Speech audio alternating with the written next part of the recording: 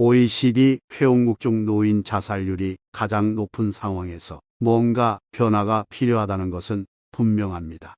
우리는 이미 초고령 사회에 진입한 일본이나 이탈리아와 달리 준비되지 않은 초고령 사회를 맞이하고 있습니다. 우리가 책임을 지고 스스로에게 물어볼 때입니다. 이것이 나와 관련이 없다고 생각합니까? 많은 노인들이 노후의 무일푼이 되어 옷과 음식과 같은 기본적인 생필품조차 감당할 수 없습니다. 제대로 된 식사를 즐기지 못하고 밥 걱정을 해야 한다. 말에 마음이 아픕니다. 우리는 이 현실을 무시할 수 없습니다. 진정으로 행복하려면 비참한 노년과 재정적 어려움을 피하는 것이 필수적입니다. 그렇기 때문에 우리는 지금 행동을 시작해야 합니다. 요즘 사람들은 120세까지 살 수 있다고 합니다. 이것은 60대가 된 사람들이 어린아이 취급을 받는다는 것을 의미합니다. 40년 전에는 65세 이상의 사람들이 노인이라고 말했습니다. 지금은 상황이 달라졌습니다. 회갑, 70, 80세 생일 잔치가 줄어들면서 연령 관련 축하 문화도 변화하고 있습니다. 이러한 모든 변화를 따라잡는 것은 어렵습니다. 남녀 평균 수명이 83세로 고령화 사회를 넘어 초고령 사회에 진입한 지금 2025년에는 5명 중 1명이 노인이 되고 2035년에는 3명 중 1명이 노인이 됩니다. 경제가 성장하면 부자가 늘어나지만 불행하게도 가난한 사람도 늘어났습니다. 빈곤한 사람이 많고 예상보다 노숙자가 많습니다. 많은 어르신들이 사회봉사단체 무료급식소에서 밥을 먹고 싶어하는 모습이 안타깝습니다. 구청이나 봉단위 급식소에서 2,000원에서 4,000원을 내고도 늘 배고픔을 느끼는 어르신들이 있다는 점도 충격적입니다. 좁은 방에 사는 사람들, 신용불량자, 가난한 사람들이 생각보다 많다는 사실을 돌아보고 깨달아야 합니다. 기초생활수급자 등 국가가 책임져야 할 사람들이 늘어나고 있습니다. 80이 넘어가면 가장 후회하는 것이 돈 벌 기회를 놓친다는 것입니다. 그들은 살면서 경험이 부족했음을 깨닫고 나중에 후회합니다. 어르신들은 젊어서 돈에 대한 욕심이 없는 것이 돈을 벌 기회를 잃는 것이라고 말합니다. 돈만으로는 행복을 얻을 수 없습니다. 돈이 많다고 해서 행복한 것은 아닙니다. 최근에 새 차를 구입한 친구가 있습니다. 그 친구는 부자이지만 건강이 좋지 않습니다. 단순히 부를 축적하는 것이 아니라 행복한 삶을 사는데 초점을 맞춰야 합니다. 소소하고 맛있는 음식만으로도, 즉 이웃과 맛있는 음식을 나누는 것이 행복입니다. 행복은 돈에 관한 것이 아니라 우리가 만드는 연결과 주변 사람들과 공유하는 순간에 관한 것임을 잊지 마세요. 준비되지 않은 노년은 불행을 가져올 것으로 예상되는데 우리는 어떤 준비를 해야 할까요? 첫째, 우리는 건강에 집중해야 합니다. 둘째, 재정의 안정을 우리 수단의 범위 내에서 확보하기 위한 노력이 필요합니다. 무리하지 않고 꾸준히 노력하는 것이 중요합니다. 셋째, 우리는 음악이나 하이킹 동호회에 참여하거나 글을 쓰거나 골프나 테니스와 같은 운동을 하는 것과 같이 우리가 즐기는 취미나 관심사를 가져야 합니다. 마지막으로 항상 미래를 꿈꾸고 준비하는 것이 가장 중요합니다. 내일에 대한 희망이 없으면 우리의 인격과 존엄성이 손상될 수 있습니다. 노후를 대비하기 위해서는 노후에만 의존하지 말고 저축과 투자의 삶을 살아야 합니다.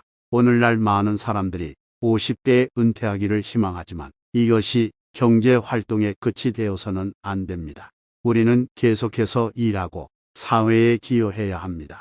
나이가 들어감에 따라 삶의 리듬감, 가족에서의 역할, 재정 감각을 잃지 않는 것이 중요합니다. 이것은 사회에서 활동하면서 다가올 변화에 대비하기 위해 필요하며 명상, 독서 등의 실천을 통해 앞으로 어떤 삶을 살고 싶고 무엇을 남기고 싶은지 준비할 수 있습니다. 많은 노인들이 평생 동안 다른 사람과의 관계에서 많은 것을 놓친 것에 대해 후회합니다. 그중 가장 안타까운 점은 가족을 제대로 챙기지 못했다는 점입니다. 또한 직장에서 너무 경쟁적이었고 다른 사람들을 제지하고 승진을 위해 모든 것을 걸었던 것을 후회합니다. 더 넉넉하게 살지 못하고 유행만 따르며 자신이 옳았다고 고집스럽게 주장하던 시절을 회상하기도 합니다. 또 친구들과 술을 마시거나 집에 가는 길에 함께 커피를 마시는 등 인간관계를 즐기지 않았습니다. 궁극적으로 자신의 삶을 돌아보면 이런 것들을 놓친 것을 후회합니다. 주식과 부동산이 노후 준비에 도움이 되느냐고 묻는다면 당연히 그럴 수 있습니다. 하지만 어린 나이에는 위험을 무릅쓰고 실패하더라도 다시 시도할 수 있는 기회가 있습니다. 그러나 나이가 들면 추천하지 않습니다. 저 또한 오래된 주식 투자를 시도했고 잠시 후 주식이 계속 상승했습니다. 그래서 다른 것에 투자를 해보고 결국 한 회사의 주식에 돈을 다 넣었습니다. 하지만 회사가 망하자 주가는 한순간에 하찮은 종이 조각이 됐습니다. 인생에서 무슨 일이 일어날지 아무도 모릅니다. 주변에서 스스로를 주식 전문가라고 부르는 사람들을 많이 봅니다. 어느 날 그중 한 명이 다른 사람들에게 돈을 맡기면 2배로 주겠다고 말했습니다. 나중에 알고 보니 그가 주식 중개인이었는데 갑자기 소식이 없자 많은 사람들이 막대한 손실을 입었습니다. 나이가 들면서 불안해지는 사람은 욕심이 생기기 마련인데 그런 분에게는 주식은 위험할 수 있습니다. 나이가 들수록 주식에 매우 주의를 기울여야 한다고 생각합니다. 부동산 또한 간과해서는 안 됩니다. 과거의 개발을 위해 땅을 산 사람들은 오늘날 부자가 되었습니다. 그러나 부동산에 투자하기 위해서는 항상 상당한 액수의 종잣돈이 필요했습니다. 너무 욕심을 부리지 말고 돈을 벌 수 있는 범위 내에서 사는 것이 중요합니다. 요즘에는 가치 상승이 기대되는 토지에 투자하는 계획 개발이라는 부동산 투자가 있습니다. 그러나 일부 사람들은 도로가 없거나 개발이 불가능한 땅과 같이 쓸모없는 땅에 투자하는 실수를 저지르곤 합니다.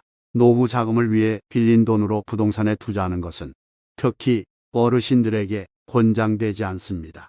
정부의 복지 정책에만 의존하지 않고 자기 수입에 맞게 검소하게 생활하고 조금이라도 저축하는 것이 좋습니다. 돈에 대한 지나친 욕심을 갖지 말고 타인으로부터 존경받는 삶은 현명하고 풍요로운 노년의 필수 조건입니다.